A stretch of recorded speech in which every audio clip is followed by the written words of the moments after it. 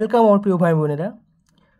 মাধ্যমিক previous year chapter wise questions solution যে সিরিজটা চলছে 2017 থেকে 2024, তার আজকে আলো চ্যাপ্টারের পার্ট সি অর্থাৎ মার্কস 2 নম্বরের যে সংক্ষিপ্ত উত্তরধর্মী প্রশ্ন, সেই সমস্ত প্রশ্ন নিয়ে আলোচনা করব। পার্ট এ তে এমসিকিউ, পার্ট বিতে এসিকিউ অর্থাৎ 1 নম্বরের প্রশ্ন আলোচনা করা হয়েছে, তোমরা চ্যানেলে দেখে নিতে পারো, আমি ডেসক্রিপশানে লিঙ্ক দিয়ে দেব। তো আজকে শুরু করছি মার্কস 2। সবার কাছে অনুরোধ ভিডিওটি শেষ অবধি দেখার জন্যে, খুব ছোট্ট একটি ভিডিও আমি বানাবো, সবার কাছে অনুরোধ যে তোমরা ভিডিওটি পুরোটা দেখো। প্রথম প্রশ্ন, মার্কস 2 এর প্রথম প্রশ্ন, মাধ্যমিক 2017। কোনো মাধ্যমের প্রতিসরাঙ্ক আলোর বেগের ওপর কীভাবে নির্ভর করে? আমরা জানি আলোর তরঙ্গ তত্ত্বানুযায়ী কোনো মাধ্যমের প্রতিসরাঙ্ক হলো শূন্যস্থানে আলোর বেগ ও ওই মাধ্যমে আলোর বেগের অনুপাত, অর্থাৎ mu equals to C by V, যেখানে সি সমান শূন্যস্থানে আলোর বেগ আর ভি হচ্ছে ওই মাধ্যমে আলোর বেগ। এই সূত্রটাও মনে রাখতে হবে, অঙ্কর ক্ষেত্রে কাজে লাগে। আজকেই করব অঙ্ক এই সূত্রটা দিয়ে, mu equals to C by V. Next, পরের প্রশ্ন, গাড়ির হেডলাইটে কী ধরনের দর্পণ ব্যবহার করা হয় ও কেন? গাড়ির হেডলাইটে কী ধরনের দর্পণ ব্যবহার করা হয় ও কেন? গাড়ির হেডলাইটে অবতল বা অধিবৃত্তীয় দর্পণ ব্যবহার করা হয়। অবতল দর্পণেরই একটি বিশেষ প্রকারভেদ অধিবৃত্তীয় দর্পণ ব্যবহার করা হয়। এটার জন্য এবার কী জন্যে ব্যবহার করা হয় না, দর্পণের ফোকাসে বাল্বের ফিলামেন্ট রাখলে ফিলামেন্ট থেকে নির্গত আলো দর্পণে প্রতিফলিত হয়ে সমান্তরাল রশ্মিগুচ্ছ রূপে নির্গত হয় এবং অনেক দূরে যায়। আমরা জানি যে অবতল দর্পণে কোনো সমান্তরাল আলোকরশ্মি যদি পড়ে তাহলে তারা ফোকাসে মিলিত হয়, একটা নির্দিষ্ট বিন্দু ফোকাসে মিলিত হয়, এবং ফোকাস থেকে কোনো একটা আলোকরশ্মি অবতল দর্পণে যদি পড়ে তাহলে সেটি সমান্তরালভাবে নির্গত হয়। তো এই জন্যেই গাড়ির হেডলাইটে অবতল দর্পণ ব্যবহার করা হয়। পরের প্রশ্ন, মাধ্যমিক 2018। কোনো উত্তল লেন্সের আলোক কেন্দ্র বলতে কী বোঝায়? আলোক কেন্দ্র হলো এমন একটি বিন্দু, এটা লেন্সের অভ্যন্তরে লিখতে হতো, যাই হোক, আলোক কেন্দ্র হলো এমন একটি বিন্দু যার মধ্যে দিয়ে আলোক রশ্মি গেলে রশ্মিটির কোনো চ্যুতি ঘটে না, অর্থাৎ চ্যুতি ঘটে না মানে প্রতিসরণ ঘটে না। প্রতিসরণ তো ঘটে ঠিকই, কিন্তু চ্যুতি ঘটে না, ভুল বললাম একটু। অর্থাৎ আপতিত রশ্মি ও প্রতিসৃত রশ্মি পরস্পর সমান্তরাল হয়, ঠিক যেমন কাচ ফলকের ক্ষেত্রে হয়। এর পরের প্রশ্নতে যাব। পরের প্রশ্ন, মাধ্যমিক 2018। দিনের বেলা পৃথিবীর আকাশ নীল দেখায় কেন? সূর্যের আলো ভূপৃষ্ঠে আসার সময় অনেকটা পথ অতিক্রম করে বায়ুমণ্ডলের মধ্যে দিয়ে যায় বা বায়ুমণ্ডলের মধ্যে দিয়ে আসে। বায়ুমণ্ডলের মধ্যে থাকা ক্ষুদ্র ধূলিকণা গ্যাসের অণু সূর্যালোকের বিক্ষেপণ ঘটায়। দৃশ্যমান আলোর মধ্যে লাল বর্ণের তরঙ্গ দৈর্ঘ্য বেশি হওয়ায় বিক্ষেপণ কম হয়, কিন্তু বেগুনি বা নীল বর্ণের তরঙ্গ দৈর্ঘ্য কম হওয়ায় বিক্ষেপণ বেশি হয় এবং চারদিকে ছড়িয়ে পড়ে। আমাদের চোখ বেগুনি অপেক্ষা নীল বর্ণের জন্য সংবেদনশীল, তাই আমরা আকাশকে নীল দেখি। কারণ আমরা র্যালের বিক্ষেপণ সূত্র অনুযায়ী জানি যে বিক্ষিপ্ত আলোর তীব্রতা সংশ্লিষ্ট আলোর তরঙ্গ দৈর্ঘ্যের চতুর্থ ঘাতের ব্যস্তানুপাতিক। তাহলে যার তরঙ্গ দৈর্ঘ্য বেশি তার বিক্ষেপণ কম, আর যার তরঙ্গ দৈর্ঘ্য কম তার বিক্ষেপণ বেশি। এখন জানি আমরা যে বেগুনি আর নীল বর্ণের তরঙ্গ দৈর্ঘ্য সব থেকে কম, কিন্তু বেগুনি অপেক্ষা নীল বর্ণের জন্য সংবেদনশীল আমাদের চোখ বেগুনি বর্ণের অপেক্ষা নীল বর্ণের জন্য সংবেদনশীল, তাই আমরা আকাশকে নীল দেখি। তাহলে আকাশের কালার এমনি বেগুনি বর্ণের বিক্ষেপণ বেশি হয়, কিন্তু নীল যেহেতু আমাদের চোখে বেশি সংবেদনশীল, ওই জন্য আমরা আকাশকে নীল দেখি। নেক্সট, 2019 সালের প্রশ্ন, কোনো মাধ্যমের প্রতিসরাঙ্ক কাকে বলে? প্রতিসরণের সময় তির্যক আপতনের ক্ষেত্রে আপতন কোণের সাইন ও প্রতিসরণ কোণের সাইনের অনুপাতকে প্রথম মাধ্যম সাপেক্ষে দ্বিতীয় মাধ্যমের প্রতিসরাঙ্ক বলা হয়। অর্থাৎ 1 μ1 sin i by sin r, যেখানে 1 μ2 হলো 1 নম্বর মাধ্যম সাপেক্ষে 2 নম্বর মাধ্যমের প্রতিসরাঙ্ক। এই 1 2 মানে হচ্ছে 1 নম্বর মাধ্যম থেকে 2 নম্বর মাধ্যমে পড়েছে। পরের প্রশ্ন, উত্তল লেন্স দ্বারা কোন ধরনের দৃষ্টি ত্রুটির প্রতিকার করা হয়? দীর্ঘ দৃষ্টি ত্রুটি, অর্থাৎ যে ত্রুটিতে কোনো এক ব্যক্তি কাছের জিনিস স্পষ্ট দেখতে পেলেও দূরের জিনিস স্পষ্ট দেখতে পেলেও কাছের জিনিস দেখতে পায় না ঠিকঠাক, তাদের ক্ষেত্রে দীর্ঘদৃষ্টি ত্রুটি। নেক্সট, পরের প্রশ্ন, এটা সালটা লেখা হয়নি, এটা 2020 সাল।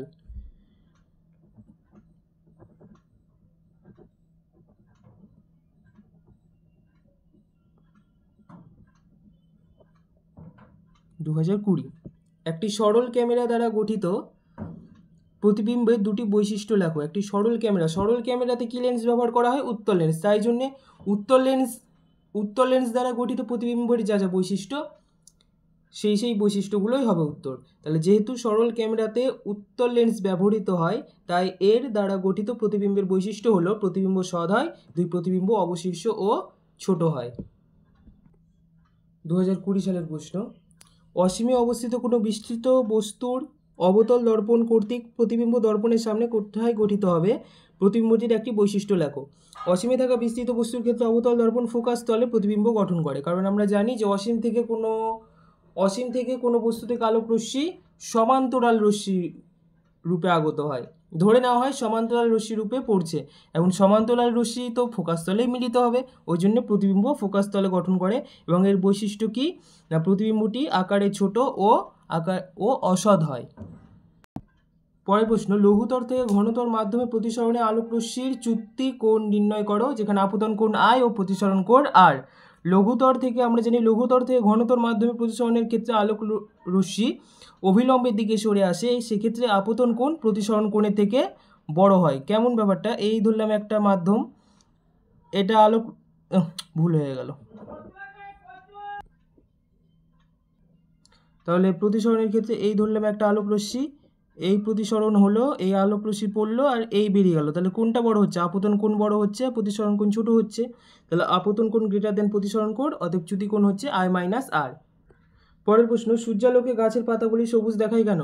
গাছের পাতাগুলি সূর্যালোকের 7টি বর্ণের মধ্যে অর্থাৎ বেনি, আঁশ ও কলার মধ্যে কেবল সবুজ বর্ণকে প্রতিফলিত করে, তাই সূর্যালোকে গাছের পাতাগুলি সবুজ দেখায়।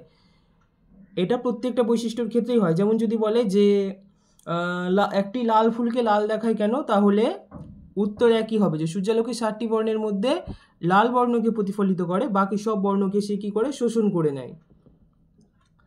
তারপরে নেক্সট 2023 সালের প্রশ্ন, আলোর প্রতিসরণের স্নেলের সূত্রটি লেখো। খুবই সোজা প্রশ্ন। দুটি নির্দিষ্ট মাধ্যমের বিভেদ তলে একটি নির্দিষ্ট বর্ণের আলোর প্রতিসরণ হলে আপতন কোণের সাইন ও প্রতিসরণ কোণের সাইনের অনুপাত ধ্রুবক, sin I / sin R = μ = ধ্রুবক।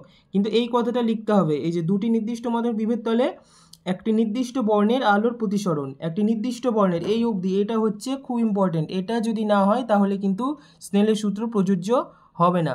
যে কোনো সূত্রের ক্ষেত্রে কি কি ধ্রুবক সেটা অবশ্যই লিখতে হয়। পরের প্রশ্ন, 2023, কোনো পাতলা উত্তল লেন্সের আলোক কেন্দ্র ও ফোকাসের মধ্যে কোনো বিস্তৃত বস্তু রাখলে বস্তুটির যে প্রতিবিম্ব গঠিত হয় তার দুটি বৈশিষ্ট্য লেখো। কোনো পাতলা উত্তল লেন্সের আলোক কেন্দ্রে, তার মানে এটা কি? আলোক কেন্দ্র ও ফোকাসের মধ্যে বস্তু রাখা হয়েছে, তাহলে সেটা কি? উত্তল লেন্সের বিবর্ধক ক্রিয়া। তাহলে সেক্ষেত্রে কী হবে? প্রতিবিম্ব অসৎ হবে, আর দুই প্রতিবিম্ব বিবর্ধিত ও সমশীর্ষ হবে। নেক্সট, পরের প্রশ্ন, এবার একটা অঙ্ক আছে। এই হচ্ছে মজার বিষয়, যে 2017 থেকে 2023-এ 2 নম্বরের প্রশ্ন সাধারণত একটা করে থাকে। এবার প্রত্যেকটাতেই দেখলাম অথবা ছিল।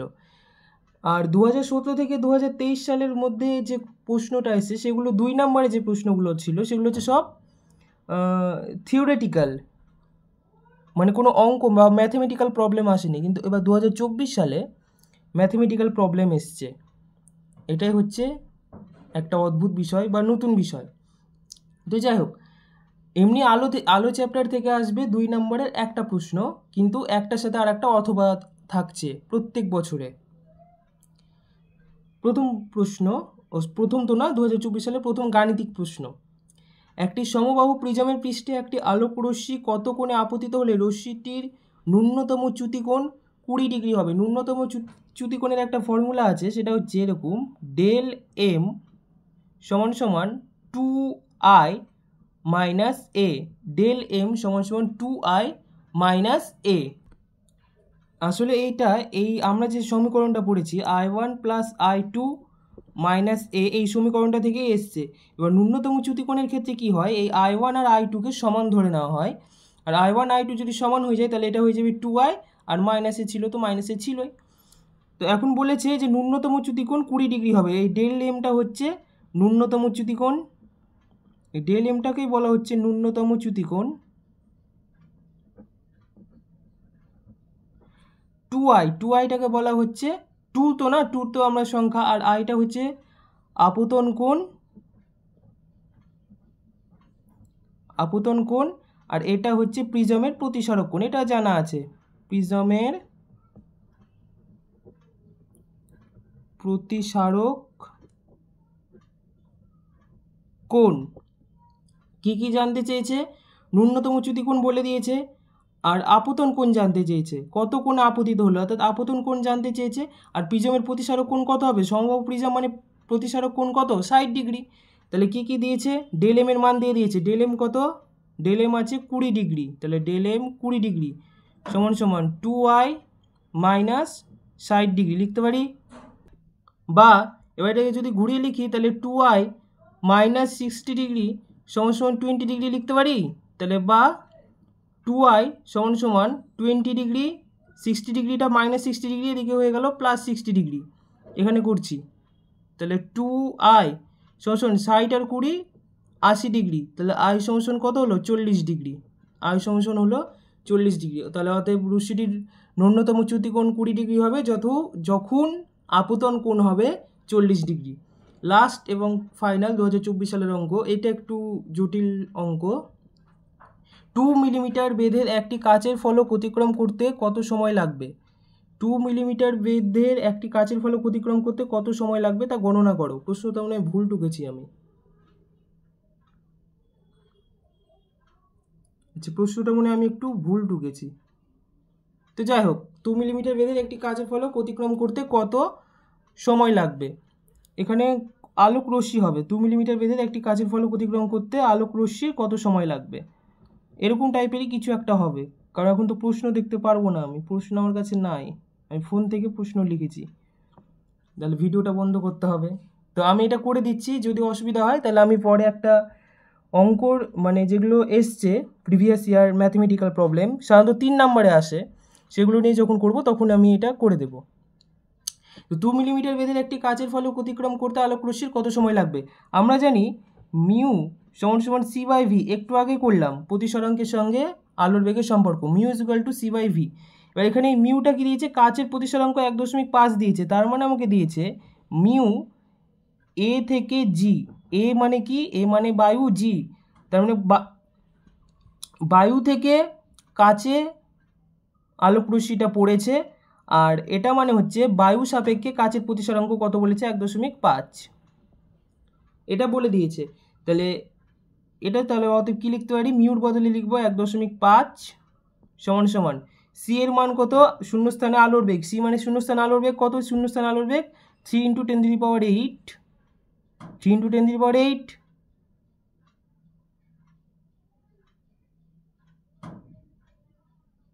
মিটার পার সেকেন্ড, এটা হচ্ছে সি এর মান। আর ভি এর মানটা আমাকে বার করতে বলেছে নাকি? ভি এর মানটা আমাকে বার করতে বলেছে, আমি ভি এর মানটা আগে বার করে নিই। তাহলে ভি কত হচ্ছে? এখান থেকে 1.5 গুণ ভি কোনাকুনি যদি গুণ করি, এখানে এককটা লিখবো না আপাতত, 3 × 10⁸, তাই তো? হ্যাঁ, তাহলে বা অঙ্ক তো আমি কাঁচা খুবই। ভি সমান সমান 3 × 10⁸ বাই 1.5, ভুল টুল হতে পারে অঙ্কতে। তাহলে দশমিক উঠালাম, এখানে উপরে একটা 10 গেল, 3 দিয়ে যদি কাটি 3 পাচ্ছে 15, 5 দুগুণা 10, তাহলে কত থাকলো? 2 × 10⁸, নিচে হ্যাঁ জায়গা আছে, 2 × 10⁸ মিটার পার সেকেন্ড, ঠিক করলাম? 3 দশমিক উঠালাম 10, হ্যাঁ ঠিক আছে।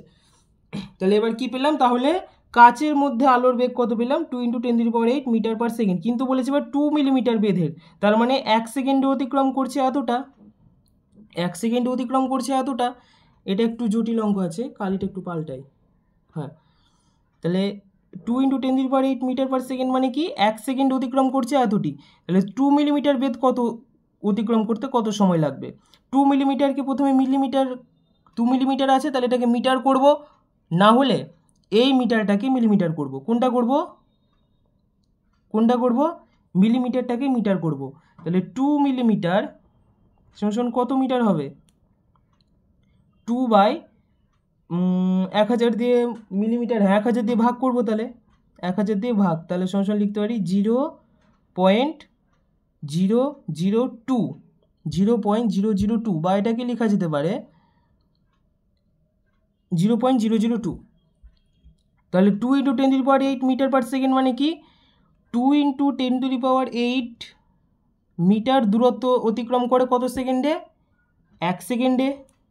তাহলে 1 মিটার দূরত্ব অতিক্রম করবে কত সেকেন্ডে? 1/2 × 10⁸। তাহলে 0.002 অর্থাৎ 0.002 মানে হচ্ছে এটাকে লিখতে পারি 2 × 10⁻³ এটা লিখতে পারি, কারণ এখানে পাওয়ার যেহেতু আছে ওই জন্য এটাকে লিখলাম। এটা অতিক্রম করতে কত সময় লাগবে? তাহলে 2 × 10⁻³/2 × 10⁸ এটা গুণ হয়ে যাবে এর সাথে, আর উপরে 1 আছে এই জন্য এরকম 2 2 কেটে গেল। তাহলে 10⁸টা উপরে উঠলে কত হবে? 10⁻⁻, এটা উপরে উঠলে -8 -8 আর -3 করলে হল -11, তাহলে -11 সেকেন্ড। তাহলে 10⁻⁻11 সেকেন্ড সময় লাগবে 2 মিলিমিটার বেধের একটি কাচের ফলক অতিক্রম করতে। কত সময় লাগবে? 10⁻11 সেকেন্ড। অঙ্কটা আমি করলাম ঠিকই, আমি দেখিনি, কোথাও আমি খুঁজে পাইনি।